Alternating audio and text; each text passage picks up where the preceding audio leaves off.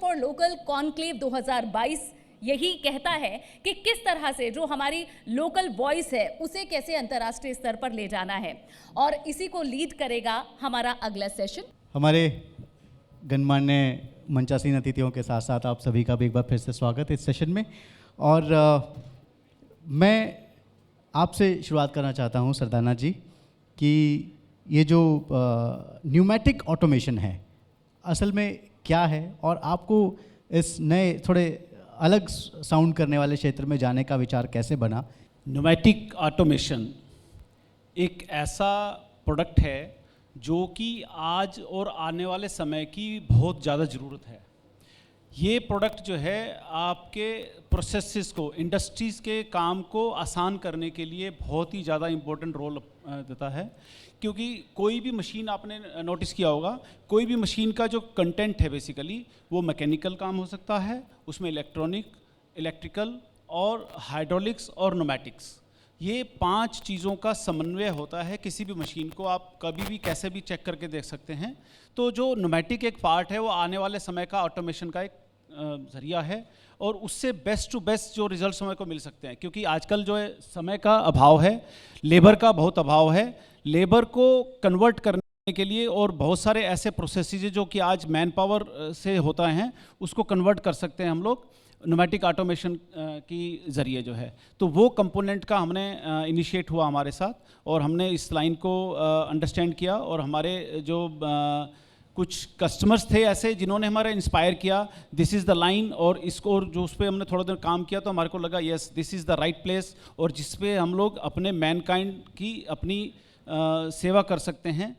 इंसान को और बंदों को जो जिसकी ज़रूरत है इस टाइम उसको आसान करने की कोशिश कर सकते हैं। तो हमने इस प्रोडक्ट को अंडरस्टैंड किया, और आज हम लोग हर इंडस्ट्री में, इवन ऑलमोस्ट हर इंडस्ट्री में, चाहे आप टेक्सटाइल ले लीजिए, स्टील इंडस्ट्री ले लीजिए और ऑटोमोबाइल सेक्टर ले लीजिए, किसी भी सेक्टर की हम लोग बात करते हैं तो वहाँ पे इस प्रोडक्ट की बहुत ज़्यादा ज़रूरत है।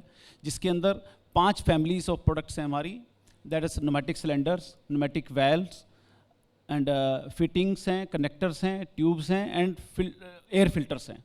ये ऐसा फ्यूल है जो कि फ्री ऑफ कॉस्ट एटमॉस्फेयर में अवेलेबल है। 100% प्रोडक्ट मेक इन इंडिया है, जो कि आज से 20 साल पहले हम लोग इसको इंपोर्ट किया करते थे। तो इंपोर्ट का जो एक अल्टरनेट है वो हमने लोकलाइज कर दिया गया है, और इसको हम लोग 100% इंडिया में, और आपके बराबर में ही नोएडा के अंदर हमारी फैक्ट्री है, वहाँ पे हम लोग मैन्युफैक्चर करते हैं। और मैं चाहूँगा कि माइक जो है वो आपके पड़ोस में शिफ्ट हो जाए। विकास जी, मेरा नाम डॉक्टर महेश तिवारी है। मेरी कंपनी जो है हेल्थवेज मिल्क एंड फूड्स प्रोडक्ट है। बेसिकली हम एक डेयरी कंपनी है जो सब्सटेंशियली डेयरी या मिल्क से रिलेटेड प्रोडक्ट, फूड प्रोडक्ट्स में भी आई है। और हमारी कंपनी 2018 में इंसेप्शन हुआ हमारा। हमारी कंपनी की जो लीगेसी रही वो प्रिक्योरमेंट की रही। तो हम लोग 1960 से, हमारे नरेंद्र नागर जी जो हमारे एमडी हैं, उनके फादर जो है मिल्क बिजनेस में रहे, और 60 से मिल्क प्रिक्योरमेंट की जो लीगेसी थी उसको बढ़ाते हुए 2018 में उन्होंने ये प्लान किया कि we should come with a new brand, जहाँ पर हम अपने सो कलेक्टेड मिल्क को अच्छे गुड हाइजीनिक प्रोडक्ट के रूप में मास तक पहुँचाएँ। और जिस समय आपको पता होगा ओवरनाइट दिल्ली एनसीआर स्पेसिफिकली बोलूँगा, जहाँ हम निवास करते हैं, हमारी प्राइमरी मार्केट है, वहाँ पर जब ओवरनाइट सब कुछ बंद हो गया तो रात को 11:30-12 बजे प्रशासन ने अलग अलग तरीके से मेरे समेत अन्य फूड कंपनियों को भी जो एसेंशियल प्रोडक्ट्स में हैं, रात को फ़ोन करके बोला कि हम इतने एरियाज़ बंद कर रहे हैं, टुमारो मॉर्निंग आप हमें क्या हेल्प कर पाएंगे। तो बहुत सारी कंपनीज अपने SOPs की वजह से, अपने इंफ्रास्ट्रक्चर की वजह से, अपने डिस्ट्रीब्यूशन चैनल्स में मजबूरियों की वजह से मना कर पाई। I took that as an opportunity, और मैंने, चूँकि मैंने बताया कि मेरी दूध की लीगेसी थी, मेरे पास दूध था, तो मैंने इमीडिएटली उसको हाथों हाथ लिया।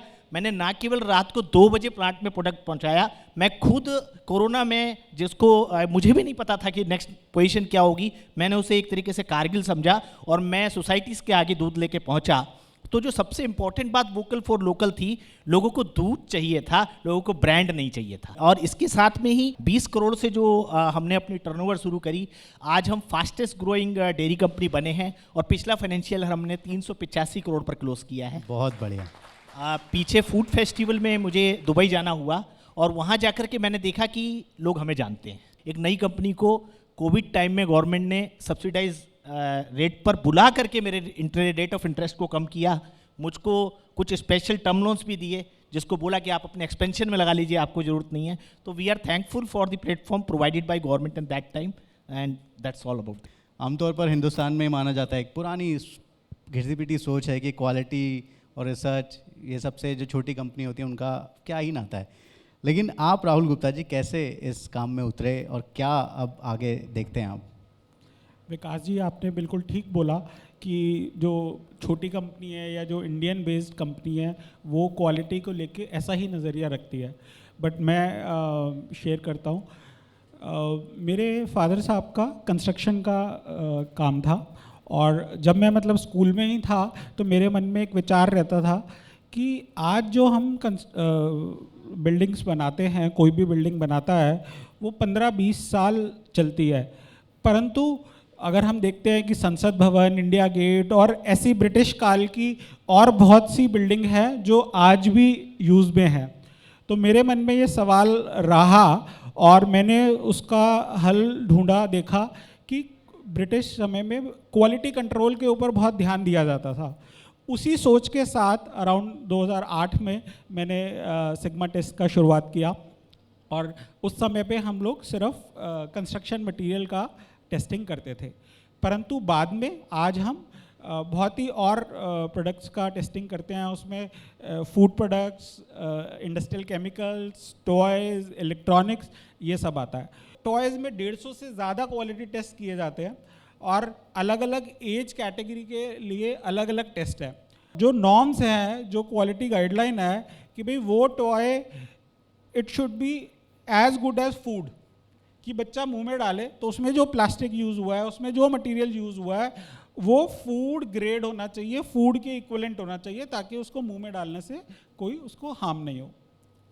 तो इसी तरह से सब क्वालिटी टेस्ट सभी प्रोडक्ट्स के लिए जो उनका जैसा यूसेज है उस हिसाब से किए जाते हैं। 15 साल की अपनी इस जर्नी में आज मिडल ईस्ट, वियतनाम, जापान जैसे देशों के कस्टमर्स को क्वालिटी सर्विस प्रोवाइड कर रहे हैं, यहाँ दिल्ली में, भारत में बैठे हुए। बहुत बढ़िया। हाई फ्लो इंडस्ट्रीज से सुमित जायसवाल साहब हमारे साथ हैं। सुमित जी, लिथियम बैटरी, ये इसके बारे में थोड़ा सा हमारे दर्शकों को बताएं और किस तरह से आप इस कारोबार में आगे बढ़ रहे हैं, कुछ वो शेयर करें। मैं सुमित जायसवाल हूँ, high flow industries private limited को रिप्रेजेंट कर रहा हूँ।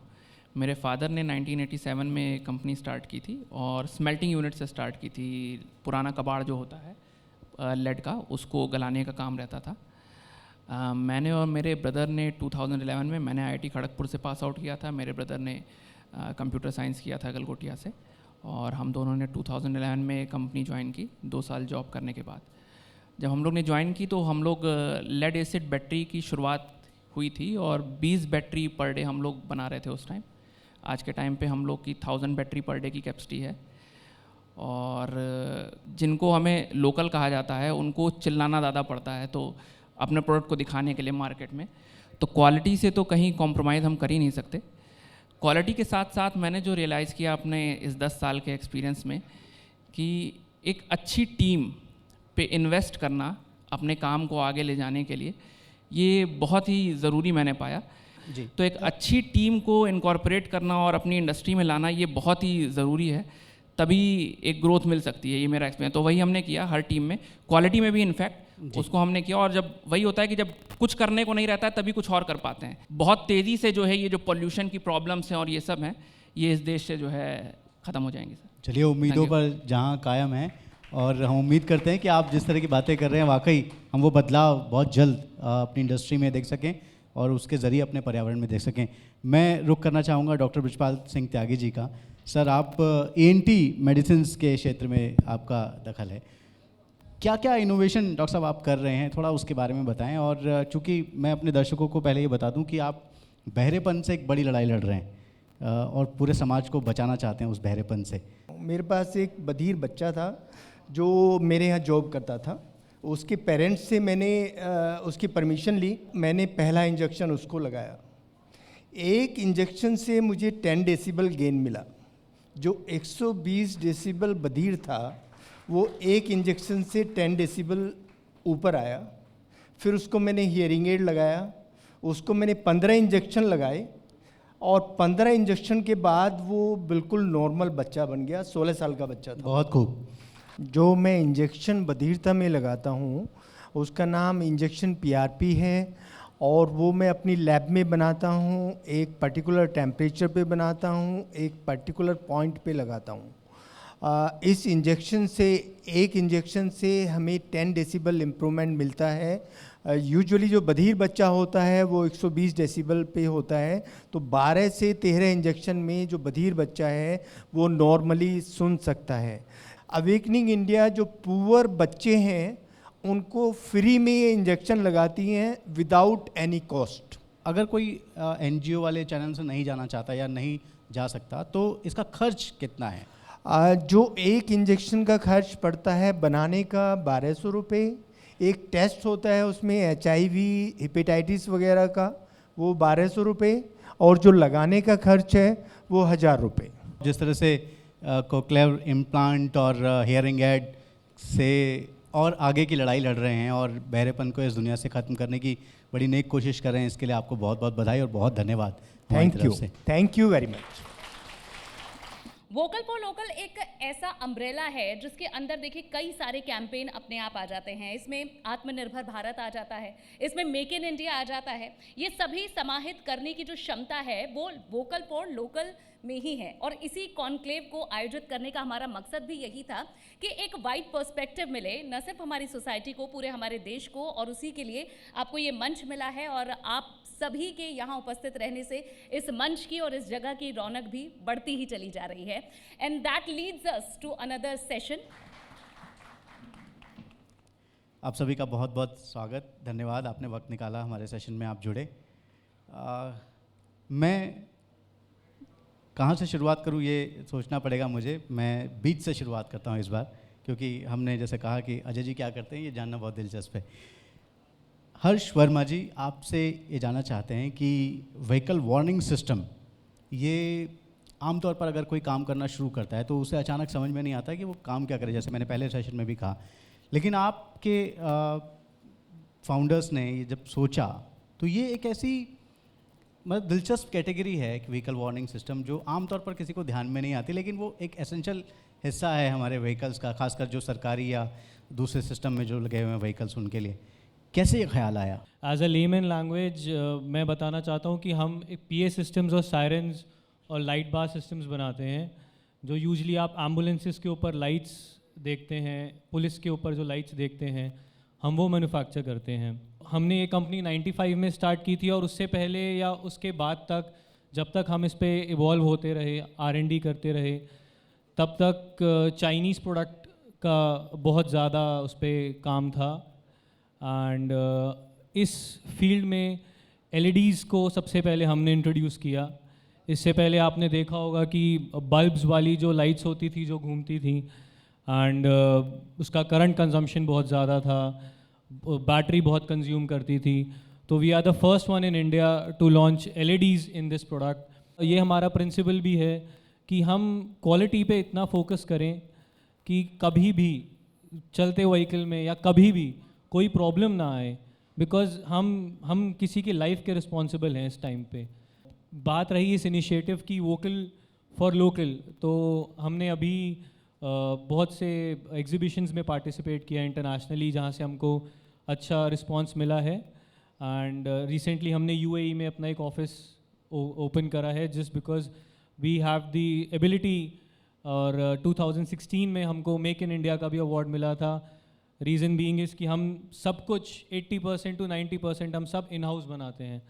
मेरी पूरी कोशिश है, मेरी टीम की पूरी कोशिश है कि चाइनीज़ प्रोडक्ट इस फील्ड में नहीं आना चाहिए, और हमारी पूरी शुभकामनाएं इनके इरादों के साथ। हर्ष जी, मैं आपके बाद अब आपने सेफ्टी की बात की, और यहाँ जितने लोग बैठे हुए हैं वो जिन भी प्रोडक्ट्स में डील करते हैं सेफ्टी इंश्योर सभी करते हैं, तो आपका इलेक्ट्रॉनिक वायर्स एंड केबल्स का काम जी, उसके बारे में आप बताएं।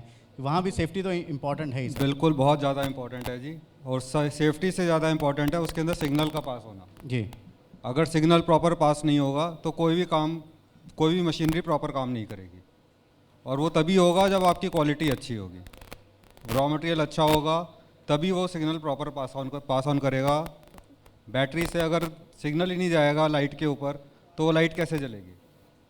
तो हमारा जो प्रोडक्ट है, हम लोगों ने कभी भी क्वालिटी में कॉम्प्रोमाइज़ नहीं करा। जो अगर गेज बनना है उसी गेज का तार बनना है, उसी गेज का अगर हमने बनाना है और वही प्रॉपर अगर उसको सिग्नल देगा तभी वो काम करेगी मशीन। जी, तो आपसे अगर मैं जानना चाहूँ कि आपने अपने जब काम की शुरुआत की तो कोई बैकग्राउंड था इस तरह का आपका, या आपने कुछ और नया सर ये काम की शुरुआत बेसिकली मेरे फादर साहब ने करी थी 1971 के अंदर, और उन्होंने बस एक ही बात हमें सिखाई थी कि क्वालिटी से कभी कॉम्प्रोमाइज़ नहीं करना, चाहे कुछ भी हो जाए, चाहे रेट जो भी हो, कस्टमर से हम अपने प्रोडक्ट का रेट लेने में हम सक्षम हैं, हम वो ले सकते हैं अगर आपकी क्वालिटी सही है तो। किन किन क्लाइंट्स को आप डील करते हैं और किस तरह के प्रोडक्ट्स हैं जो, और उनका आम लोगों की ज़िंदगी में कितना असर है? More than 4000 types of different wires जो है मैं मैनेज कर रहा हूँ। इसकी रेंज इतनी बड़ी है, मेडिकल लाइन ले लीजिए, टॉयज़ ले लीजिए, फिर आपका लैंड सिस्टम होता है बिल्डिंग के अंदर, बिजनेस मैनेजमेंट सिस्टम होता है, आपका बिल्डिंग मैनेजमेंट सिस्टम होता है, and it's a very very very wide range and it's ever evolving. हर रोज़ नया प्रोडक्ट आता है और हर रोज़ नए प्रोडक्ट के नए सर्किट के हिसाब से नई वायर चाहिए होती है जी। तो हम उस चैलेंज को मीट करने में बहुत सक्षम है, और हम लोग हर महीने कम से कम 2 या 3 नए प्रोडक्ट अपने प्रोडक्ट रेंज में ऐड करते हैं। जी, चाइनीज़ मार्केट आपका बहुत बड़ा कॉम्पिटिटर है, बहुत बड़ा प्रोड्यूसर है, तो उसको आप कैसे डील कर पा रहे हैं, क्योंकि वो सर्किट बनाने में, सर्किट बोर्ड बनाने में महारत है उनको? अपनी लाइन के लिए मैं बता सकता हूँ कि चाइना का जो प्रोडक्ट आता है कभी भी 2 प्रोडक्ट कभी भी सिमिलर नहीं होते उसके, और उसकी वजह से मशीनरी के अंदर बहुत मेजर कई बार प्रॉब्लम आ जाती है। बट हमारे साथ हम लोग कभी क्वालिटी में कॉम्प्रोमाइज़ नहीं करा, तो जो जो 20 साल पहले की क्वालिटी है वही आज की क्वालिटी है। तो इस वजह से कस्टमर हमारे साथ जुड़ता है कि जो हमारे से अगर कोई उसने प्रोडक्ट लिया है तो वो श्योर है कि वो प्रोडक्ट उसका 100% ओके है। बिल्कुल। कुलप्रीत जी, आप इलेक्ट्रिक व्हीकल्स का आप बाज़ार आगे बढ़ाने की कोशिश कर रहे हैं, तो किन नए चैलेंजेस को आप अपने सामने पाते हैं, क्योंकि आपके काम में भी बड़े प्लेयर्स अब उतर रहे हैं, लेकिन आप किस तरह के चैलेंजेस को फेस कर रहे हैं, और जो नई नई चिंताएं उभर रही हैं इस तरह के प्रोडक्ट्स में, उसको कैसे फेस आप कर पा रहे हैं? पहले तो मैं वही बताना चाहूँगा जो आपने बताया कि रोज़ आग लग रही है व्हीकल्स के अंदर, उसका सबसे बड़ा कारण वही है चाइनीज़ प्रोडक्ट। चाइना से सस्ता माल आता है, और इंडियन मार्केट अभी भी हमारे लोग जो हैं इतने अभी अवेयर नहीं हुए हैं क्वालिटी को लेकर, आज भी वो चाइना से सस्ता माल लेकर और मार्केट में बेच रहे हैं। तो मेन चीज़ यही है, अगर हम हमारी गवर्नमेंट थोड़ा सा चाइना इंपोर्ट स्टिक करे और इंडियन लोकल बात जो हो रही है हमारी, अगर इंडियन मैन्युफैक्चरर्स को बढ़ावा दिया जाए, इंडियन मैन्युफैक्चरर्स को फैसिलिटी दी जाए काम करने की, तो मेरे ख्याल से हम लोग चाइना को ईजिली बीट कर सकते हैं, क्योंकि हमारे पास अपना खुद का पोटेंशियल बहुत है। हमारे पास इंडियन मार्केट इतना बड़ा है कि हम जितना भी प्रोड्यूस करेंगे आराम से कंज्यूम कर सकते हैं। कि जो पॉलिसीज़ हैं अभी इलेक्ट्रिक व्हीकल को लेकर वो बहुत बढ़िया हैं, बट मेरा सिर्फ वही कहना है कुछ इसमें लैकनेस जैसे कि जीएसटी को लेकर आज हमारे को जितना भी कच्चा माल है या जितना भी स्पेयर पार्ट्स हैं वो टोटली 18% या 28% पे परचेज़ करना पड़ता है, और सेल करने के टाइम पे हमारे को इलेक्ट्रिक व्हीकल 5% पे सेल करना पड़ता है। तो अगर इसको थोड़ा सा गवर्नमेंट सेटल डाउन करे, लाइक अगर 5% पे सेल हो रहा है तो 5% पे हमारी परचेज़ हो, तो शायद हमारे इलेक्ट्रिक व्हीकल और ज़्यादा प्रमोट होगा और ईजिली प्रमोट होगा। मैं Hertz Control India Private Limited से अवनीश जी आपके पास आना चाहूँगा। सर, अपने प्रोडक्ट के बारे में थोड़ा सा बताएं और किस तरह से आप आगे बढ़ रहे हैं, क्या आपका विज़न है, उसके बारे में बताएं। हमारा जो प्रोडक्ट है वो स्टील इंडस्ट्री के लिए है, स्पेशली फॉर स्टील कोयल्स के लिए। तो इसको प्लांट ही कहते हैं हम। Steel cut to length lines है, स्लिटिंग लाइन्स है, ऑटो ब्लैंकिंग लाइन्स है।